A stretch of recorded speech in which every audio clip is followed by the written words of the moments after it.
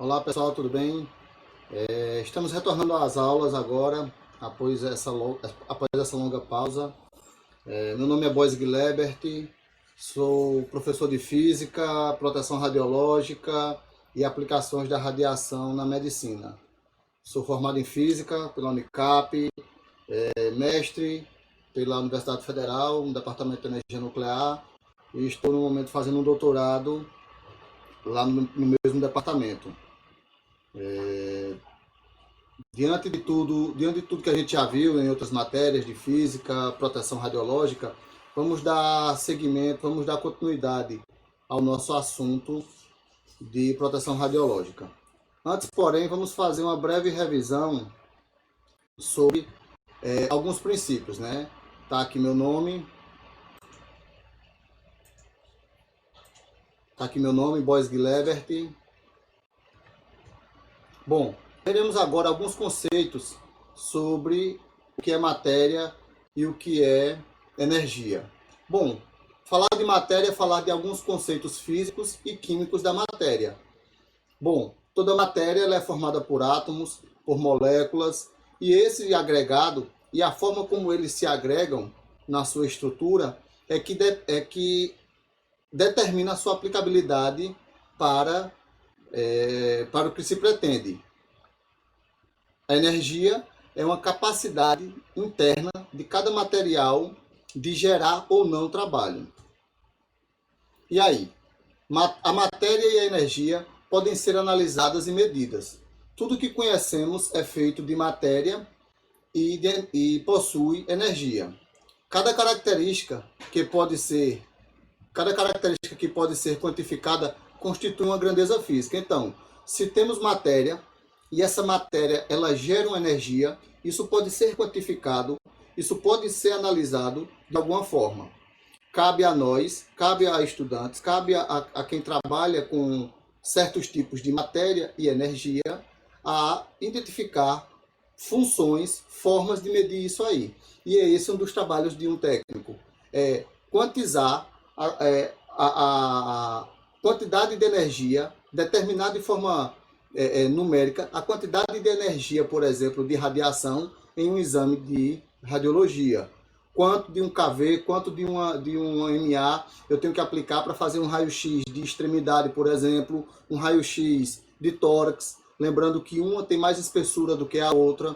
Então, essa capacidade intrínseca do material e a energia que ele pode gerar é que vai determinar o quanto eu vou aplicar essas grandezas físicas que eu estou trabalhando. Então, o que é matéria? Nós temos aqui matéria, né, em um agregado mais próximo, onde os átomos estão mais próximos da matéria e faz com que ele tenha uma densidade e uma dureza ou uma dutibilidade bem maior. Aqui também nós temos matéria, né? Claro que agora os átomos eles estão mais afastados uns dos outros e aí a gente pode trabalhar, manusear ele de forma mais fácil. E aqui também, na areia e no ar. O ar também é matéria. O ar é formado por alguma matéria. Cada um na sua forma de agregado diferente. Então, tudo que tem massa ocupa espaço? O que é que você acha? Tudo que tem massa ocupa espaço? O ar tem massa? Você acha que existe um deslocamento de massa no ar? Quando um avião, por exemplo, quando liga a turbina, na hora de pegar voo, ele desloca um pouco aquele ar para trás. Aquela massa de ar é capaz de movimentar alguma coisa? É capaz de ocupar algum espaço? O que é que você me diz? Qualquer coisa que tenha existência física ou real é matéria? E aí, alguma coisa que não é real? A gente vai falar de ficção científica, de filme. Então, tudo que existe na forma física é real e possui matéria. Tudo que existe no universo conhecido manifesta-se como matéria e energia. E aí? Temos diante disso matéria, toda matéria gerando alguma energia interna, intrínseca, e de alguma forma sendo medida e quantizada. Bom, essa matéria ela pode ser da forma líquida, como nós vimos, na água, ou em alguns outros elementos, na forma sólida, também mostrado aqui, nas pedras, e nas formas gasosas, que é a forma do gás, do ar. Exemplos: papel, madeira, água e pedra. O que é energia, então? Energia é, tecnicamente, uma grandeza escalar associada a um ou mais estados dos corpos existentes. Por que ele fala a um ou mais estados dos corpos? Vamos lá. A água é um bom exemplo disso, né? O H2O. Ele pode existir na forma sólida, na forma líquida e na forma gasosa. Com isso, nós temos grandezas escalares, formas de medir associadas a mais de um estado do mesmo corpo. Energia, portanto, é um conceito que vai além da mecânica de Newton. A mecânica de Newton ela vem provar tudo que é visto, tudo que é físico, tudo que é palpável. Entretanto, ela permanece útil ela não permanece útil na mecânica quântica. A mecânica quântica já trabalha com sistemas que não são vistos, que não são palpáveis, que existem, por sua vez, mas eles têm uma relatividade maior. Entendeu? Por exemplo, a forma como duas cargas se aproximam uma da outra, elas não são vistas, não são palpáveis, mas elas existem. Elas estão sujeitas às leis da física, às leis de onde elas estiverem, no meio em que elas estiverem inseridas. Quais são, portanto, as formas de energia? Então nós temos a forma de energia muscular, por exemplo, onde temos um animal ou um ser humano tracionando elas. Calorífica, a madeira, o carvão, o mineral, o álcool, o petróleo. Esses materiais, eles em si só, eles não têm energia para gerar calor ou para armazenar calor. A partir do momento que é trabalhado algum sistema térmico neles, eles têm capacidade para reter ou para expandir o calor. Solar, fornecida pelo Sol, e aí nós temos uma crescente nessa área, na energia solar. Nós vivemos em um continente onde tem muita incidência do Sol, né? Nós estamos entre os trópicos de Capricórnio e Câncer, no meio da linha do Equador. Estamos na linha do Equador. E aí isso favorece com que a mais incidência do Sol. E aí nós temos a capacidade, através de placas, de reter essa energia que o Sol fornece e converter em energia elétrica. Mecânica, moinhos de vento, eólica, obtida por motores que utilizam combustíveis diversos, produzidas por motores elétricos. Entendeu? É as que a gente hoje ainda que mais utilizamos é energia mecânica. Energias químicas, as baterias e as pilhas, todo mundo utiliza esse tipo de energia em casa. Elétricas, usinas elétricas e termoelétricas, fazendo um ressalto que as termoelétricas, mesmo que elas sejam uma geração de energia elétrica através de temperatura, ela é feita pela energia nuclear. Entendeu? Mas aí isso é assunto para mais adiante. E a energia nuclear ou atômica, que são as usinas nucleares ou, como foi citado em cima, as termonucleares ou termoelétricas. Bom, diante da matéria, nós temos que a matéria ela tem alguns conceitos para analisarmos. O que é, então, quais conceitos temos, então? Temos o conceito de substância e mistura. Então, o que seria uma substância? Substâncias são aqueles materiais que, com composição química constante e que possuem suas propriedades físicas bem definidas, tais como ponto de fusão, ponto de ebulição e densidade, e não variam em determinada temperatura ou pressão. Temos duas classificações quanto a essas substâncias. Substâncias simples, só um elemento químico, o ferro, o alumínio, o diato, o triato, ok? E substâncias compostas, que são as mais habituais, entendeu? O óxido de carbono, o carbonato, Diante de algumas substâncias simples e compostas, quanto mais formos colocando elementos próximos dessas substâncias, elas acabam se tornando em mistura. E esse é o outro conceito, né? Mistura são sistemas formados por duas ou mais substâncias compostas ou simples que sejam diferentes.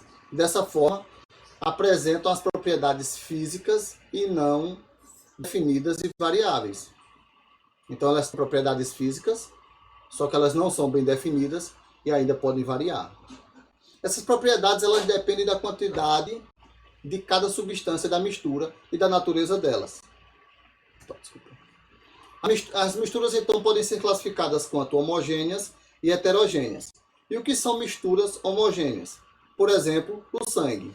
Misturas homogêneas são misturas onde eu não tenho uma capacidade ou eu não tenho elementos ou formas para separarem essas misturas.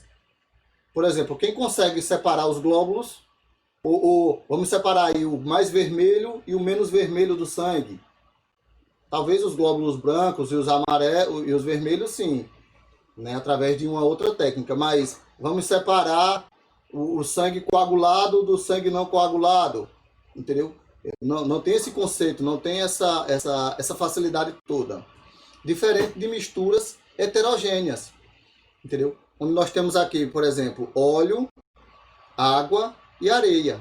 Se quisermos separar essas três, na verdade elas já estão separadas dentro de um mesmo ambiente. É mais fácil da gente trabalhar com esse tipo aqui. Cada mistura, ela tem sua funcionalidade. É interessante trabalhar com misturas homogêneas? Sim, em função do que eu vou utilizar. Das heterogêneas também. Dentre todas as energias que conhecemos, e vimos lá na matéria de física, existem as energias nucleares. E o que são as energias nucleares? São fissões do núcleo de átomo de urânio, e este libera energia na forma de calor. Lembra lá da termoelétrica ou das termos nucleares? Através da temperatura, ela gira uma bobina que vai armazenar energia em um capacitor e essa energia vai ser transformada em energia elétrica no futuro. O processo dessa energia permite a obtenção de grande quantidade de energia num pequeno espaço. Então, só para você ter ideia, uma pastilha de urânio de 3 centímetros por 3 é capaz de gerar energia para uma residência média com 4 pessoas durante um mês. São dados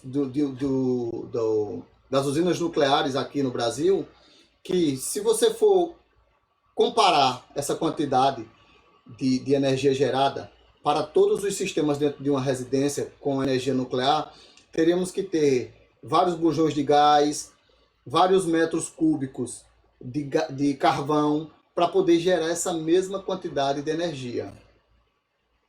Bombas atômicas causaram polêmicas a partir da Segunda Guerra Mundial. E esse é um grande problema hoje da energia nuclear. Porque a energia nuclear, quando foi descoberta por Pierre, por Marie Curie, por Becquerel, que são os primeiros pais e mães dos sistemas nucleares, dos materiais nucleares, quem descobriram os principais elementos, como o plutônio, que é utilizado na bomba nuclear. Então, quando eles descobriram aquilo e quais são as aplicabilidades, eles não imaginavam que elas iam ser utilizadas para o mal, para causar a destruição de muita gente. Então, a energia nuclear, ela foi, na metade do século passado, destrutiva, com as duas guerras, principalmente com a Segunda Guerra Mundial, onde foi utilizado muito o conhecimento de bombas, conhecimento de energia nuclear em bombas. Atualmente existe a busca pelo desarmamento nuclear, né? E ele ganha destaque em todo o mundo. Porém, é uma alternativa para produzir energia devido à escassez de recursos mundiais. A água, ela não é infinita. A quantidade de petróleo, a quantidade de madeira para gerar energia, elas não são infinitas. Entendeu? A energia nuclear ela é infinita? Não, ela também não é infinita.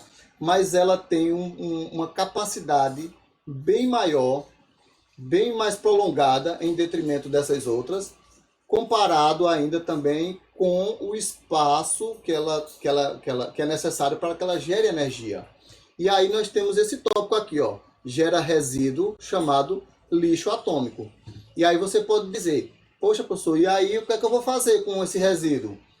Né? A água que passa sobre uma hidrelétrica, ela é utilizada lá na frente. A madeira que é queimada, o carvão que é queimado para gerar energia, pode ser reutilizado de alguma forma. E o resíduo atômico, o resíduo nuclear, o que é que eu faço com ele?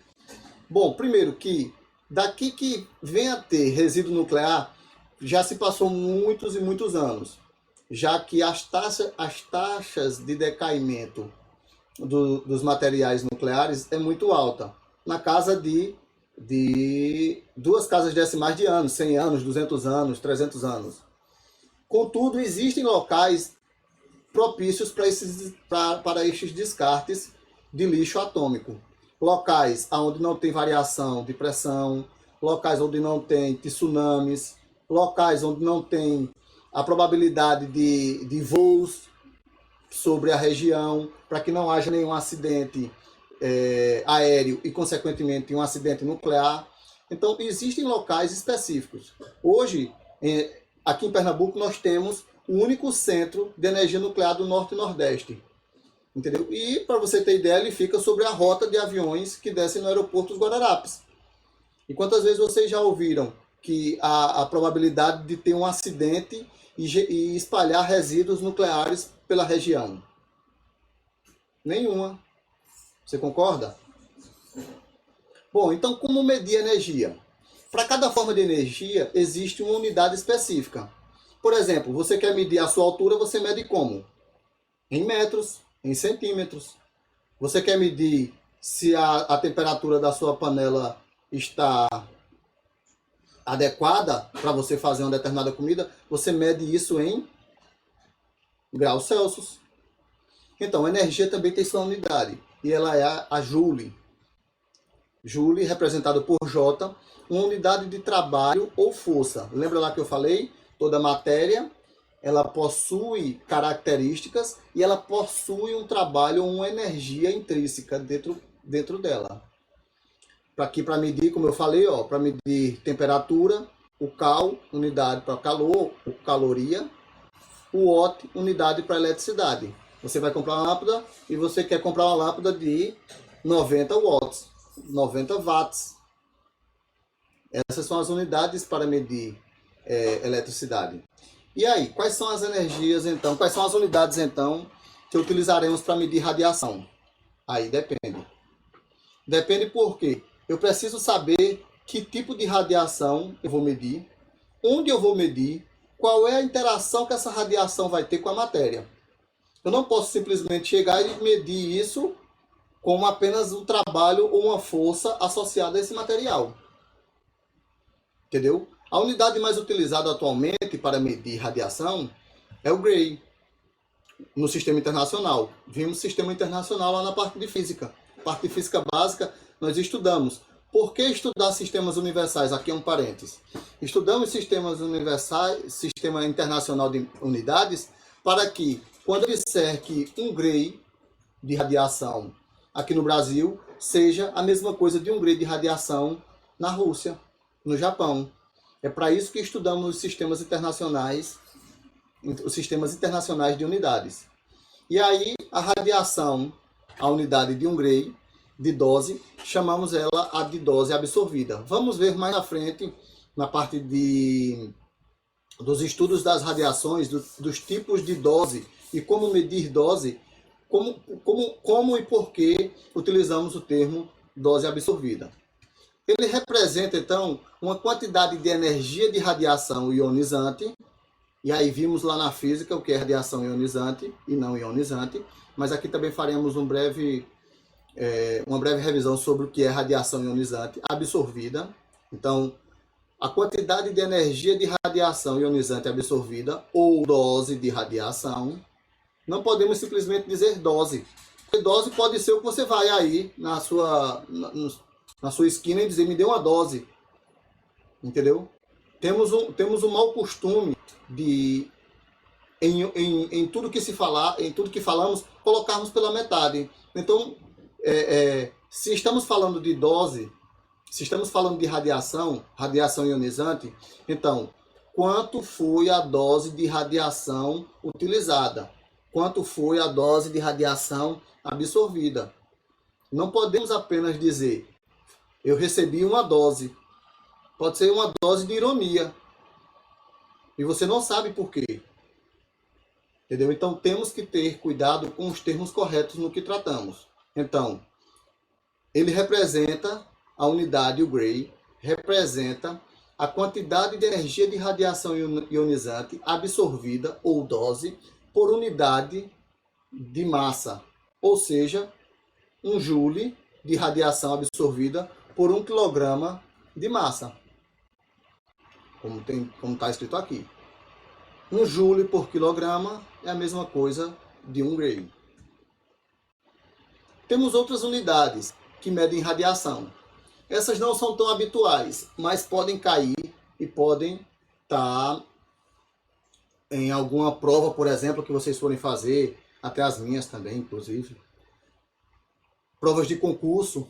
Hoje existem provas de concurso e a gente pode discutir isso depois, em outra oportunidade, como os concursos, por exemplo, a EBSER, ela aborda tipos de questão nas quais elas trazem